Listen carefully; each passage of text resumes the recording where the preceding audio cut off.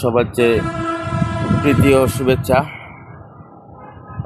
অতি সুন্দর একটা আল্লাহ তাআলার চমৎকার এক পরিবেশ সৃষ্টি করেছেন, যেটা অসাধারণ। সুবহানাল্লাহ। তো সালাত আমরা কায়েম করি, কিন্তু ওই সালাত সঠিকভাবে না হওয়ার কারণে আমাদের সমস্যার সমাধান হয় না। এটা আমরা জানি কোরআন ও হাদিসের আলোকে। এখন ঘটনা হলো যে আমরা জানি যে মাযহাব চারটা আছে। এখন কোরআন, হাদিস ও ইজমা কিয়াস। কোরআন হাদিস, প্রথমে আমরা একটা কোনো বিষয় কোরআনে আগে থাকতে হবে। সেই বিষয়ের উপর কোরআনে কোনো সমাধান যদি না পাই, এরপরে আমার হাদিসে যেতে হবে। হাদিস না পেলে ইজমা কিয়াস। এখন আমরা যে সালাত আদায় করি, এই সালাতের সবচেয়ে একটা ফরজ কাজ হচ্ছে কেরাত।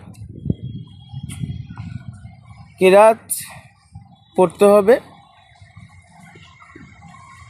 মতলু ওহির, অর্থাৎ কোরআনকেই তেলাওয়াত করতে হবে।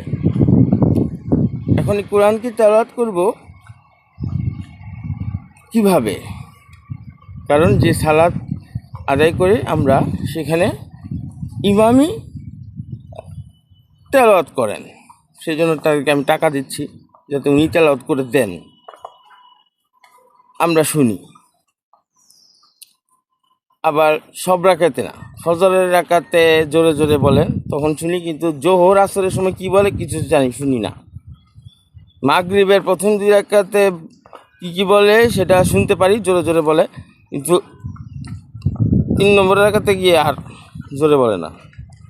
এর সাথে প্রথম 2 রাকাত জোরে বলে, পরের 2 রাকাত আসতে শুনি না।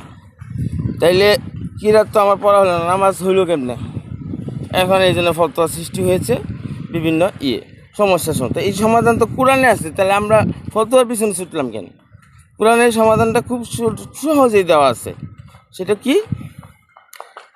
17 নম্বর সূরার 110 নম্বর আয়াত। আয়াতটা আপনারা দেখেন, স্পষ্ট লেখা এখানে, এমনভাবে তোমরা সালাতে পড়বে যেটা কীরকম, যে আস্তেও না আবার জোরেও না। মনে করেন বলবে বিসমিল্লাহির রহমানির রহিম, আলহামদুলিল্লাহি রাব্বিল আলামিন, আর রহমানির রহিম, মালিক ইয়াউমিদ্দিন। এই যে এটা কিন্তু আমার জোরেও হলো না, আস্তেও হলো না।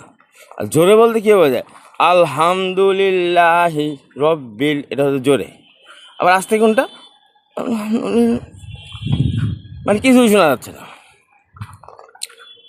তো এটা আমার বিভিন্ন মানুষকে, হুজুরকে এবং বিভিন্ন স্কলারদেরকে প্রশ্ন করেছি, তো তারা এরকম গুজামিল দেওয়ার চেষ্টা করে, যেটা কোরআনে আছে ভাই, স্পষ্ট ভাই, এটা একটা বাচ্চা মানুষও বুঝতেছে ভাই। এই জন্য তো সালাত ঠিক করতে হবে। এখন ধন্যবাদ সবাইকে, আসসালামু আলাইকুম।